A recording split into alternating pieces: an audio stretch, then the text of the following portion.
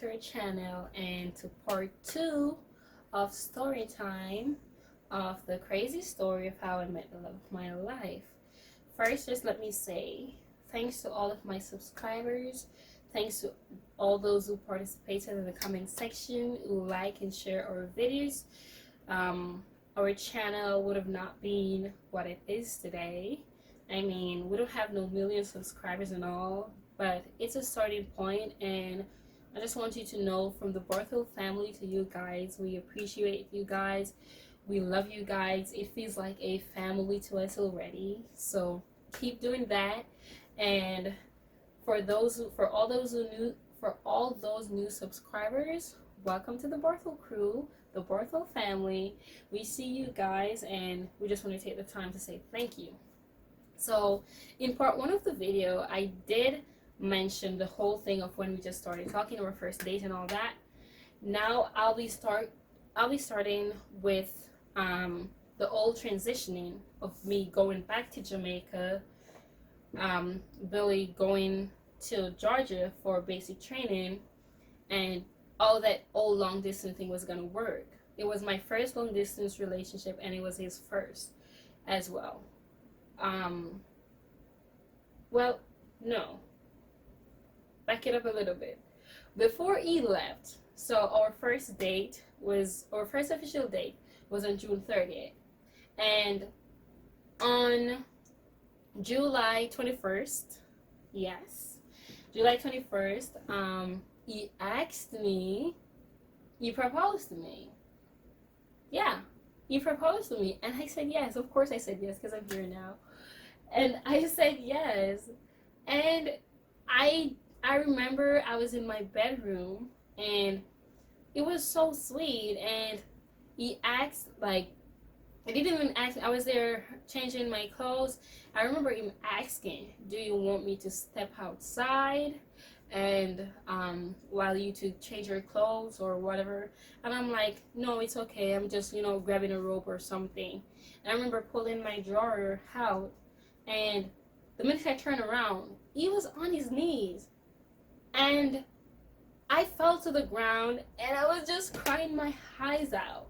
Like, literally crying my eyes out, because it was so sweet. And I don't know. And the funny thing, he asked, I was like, no, no, no, no, no, no.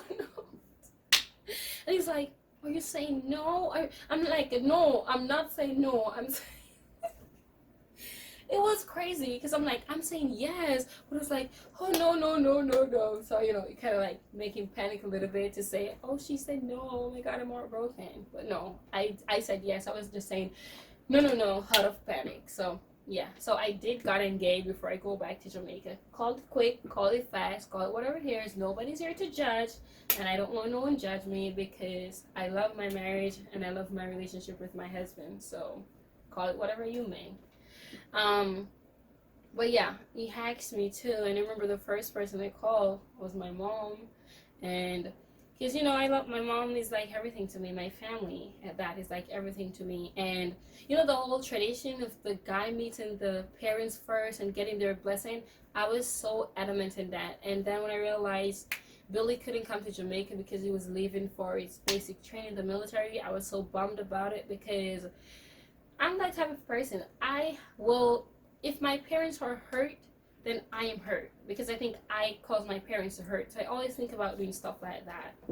But, my mom taught me through it, and my dad, and we sit down when we go back to Jamaica and talk about it. And here I am today. But the whole thing with the long distance thing, I was in Jamaica. I went to Jamaica on the... Let me see, on the 12th, on the 11th, I think. Either the 11th or the 12th of September. And he went to Fort Benning, Georgia on the 12th. So my flight got set back in St. Louis because of the weather. So I ended up going to Jamaica the same day he was going to basic training. So it was crazy.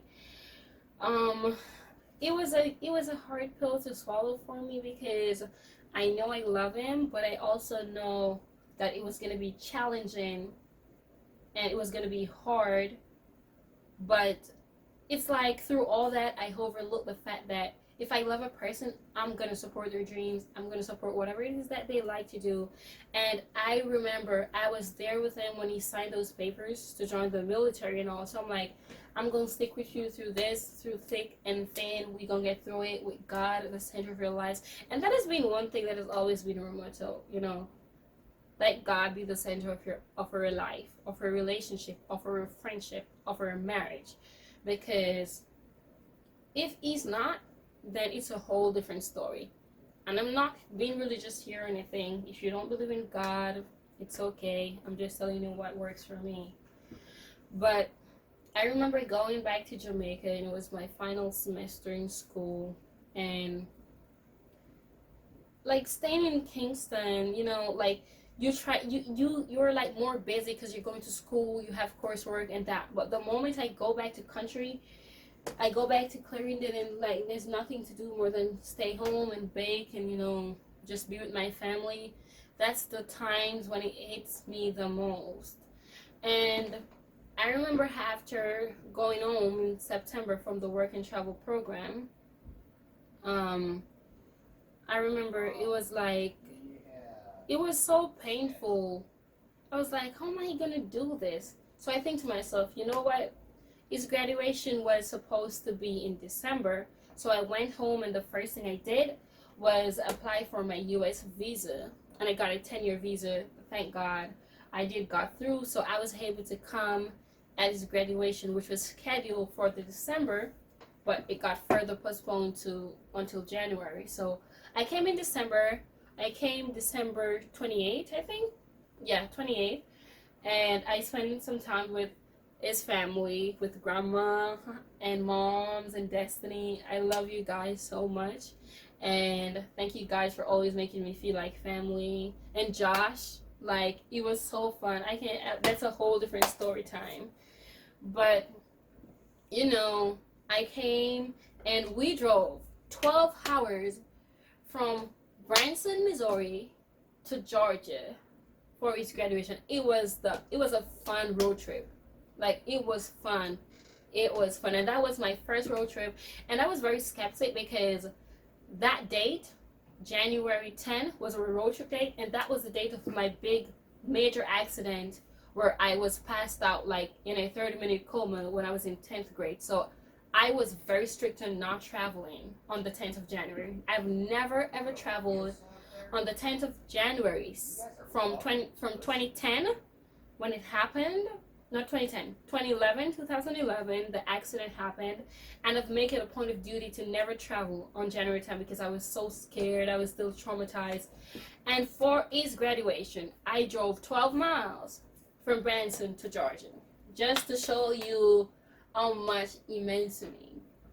And I remember going to Georgia and be there for his turning blue ceremony and his graduation. And I just had a couple days with him. We and his family, I and his family just have a couple days with him. And then I had was to go back to Jamaica on the 15th of January. So I saw him the 14th, the night when we took him in, and that was his last night, his last pass. And I left for Jamaica on the 15th. It was one of the hardest goodbye I would ever have to say. Like, one of the hardest goodbye.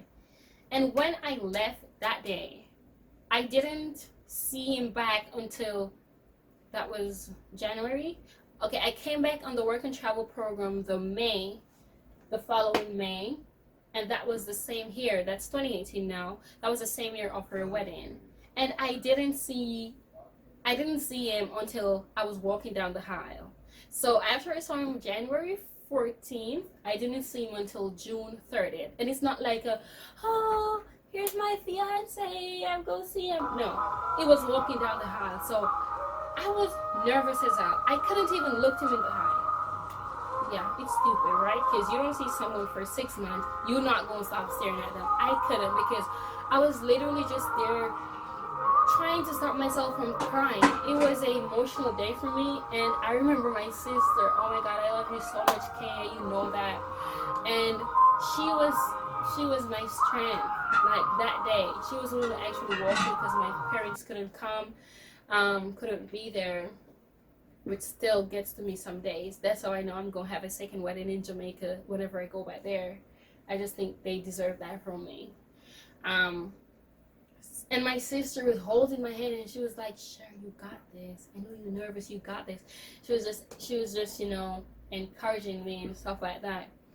And I remember I couldn't look in his eye, and I could hear grandma in the background, like, look, like grandma was saying something like, look at him, Sherry, or hold up your head, or something like that. And I remember having my eyes fixed on my best friend, which was my maid of honor, KK. I love you, Casey. I love you so much. She flew all the way from Florida to Branson just to be there. And it was so sad my other best friend, Tash, couldn't be there because of school and a lot of other stuff. But, their support was what got me through the day and stuff like that. But, yeah, I got married and I did take like 6 days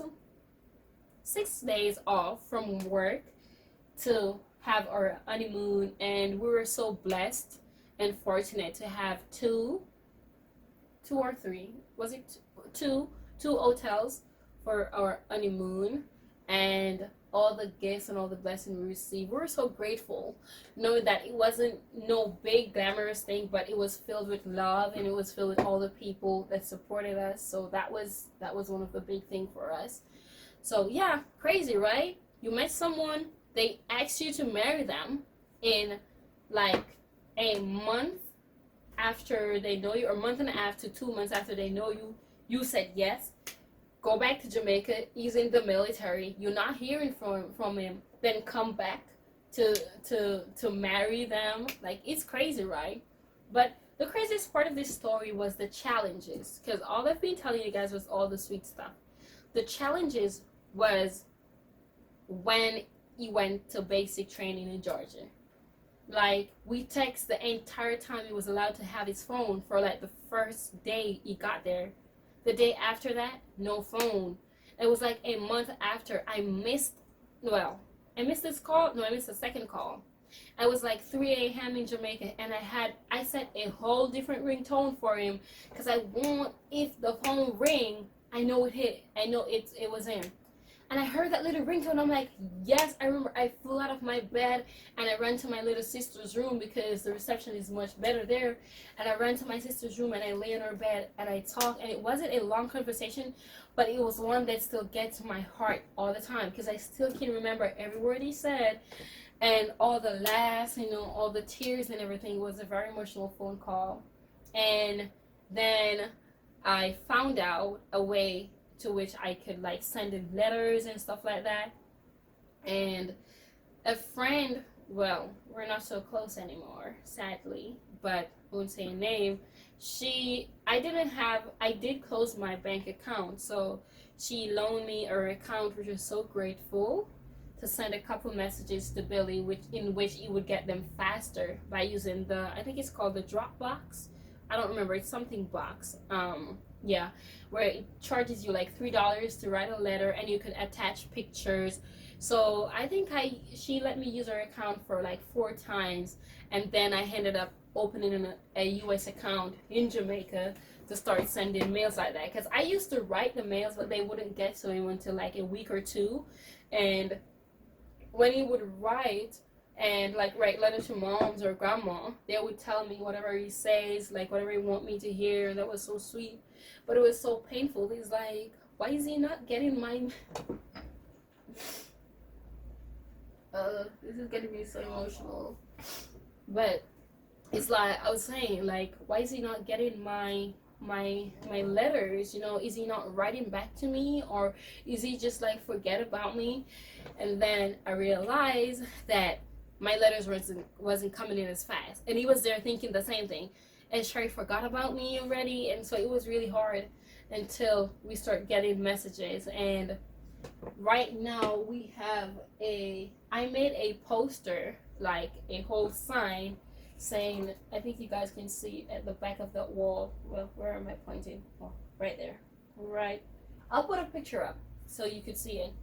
I made this thing in wood and covered it in camouflage in his uniform and write precious memories. And those I pinned all of her letters that we've written back and forth. We saved them because we want our kids and our grandkids to have them, to know that, you know what, if you're being faithful to someone, it can work.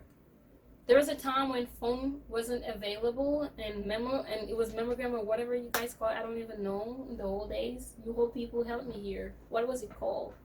The memo, whatever. I'm not going back there. But you know, we make it work. And so yeah, that was crazy. That was one of the roughest times in our relationship, not hearing from each other. But the minute we get a phone call, or the minute they gave him a privilege to call, he's calling. And if it's just 2 minutes, he's just like, hey babe, I'm just calling to say I love you, I don't have much time.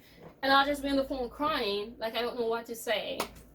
It was so much, it was so sweet. Because it kind of like give you that feeling like wanting to talk, wanting to hear from that person. So every day I would write in my journal everything that I've done throughout the day.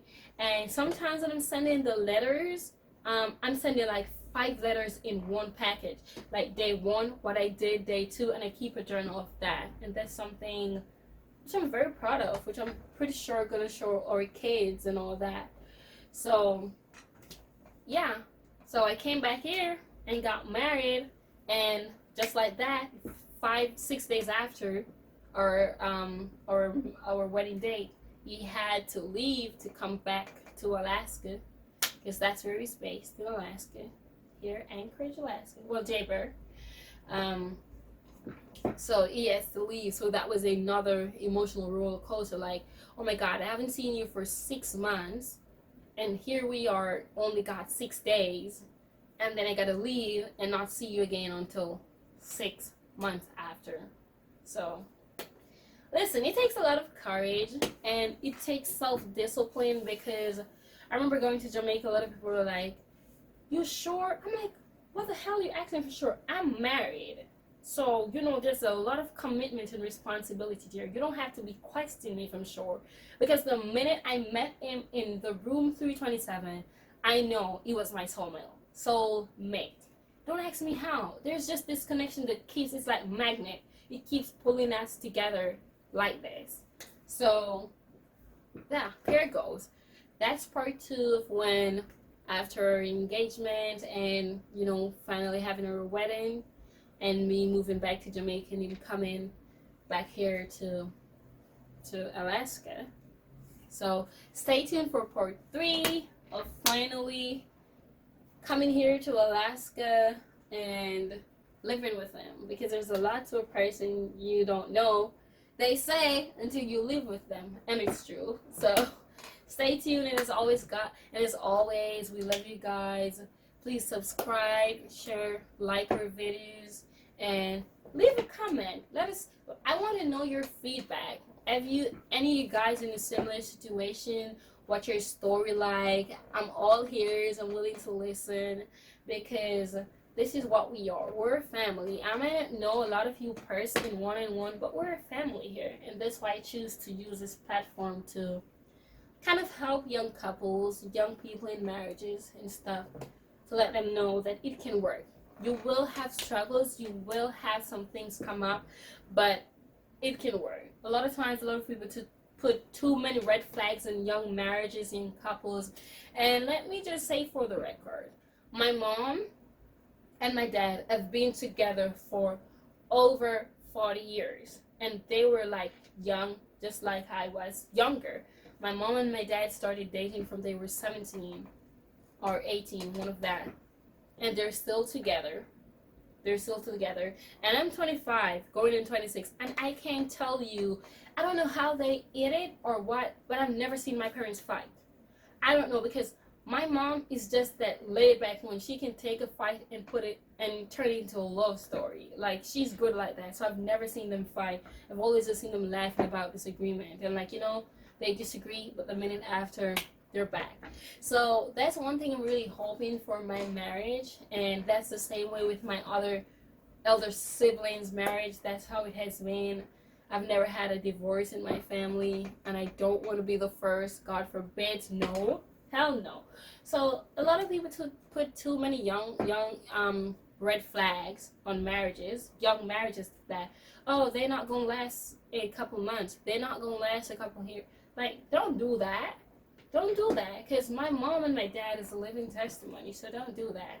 But as always, we love you guys, and stay tuned for part 3 of me moving here to Alaska and living with my husband.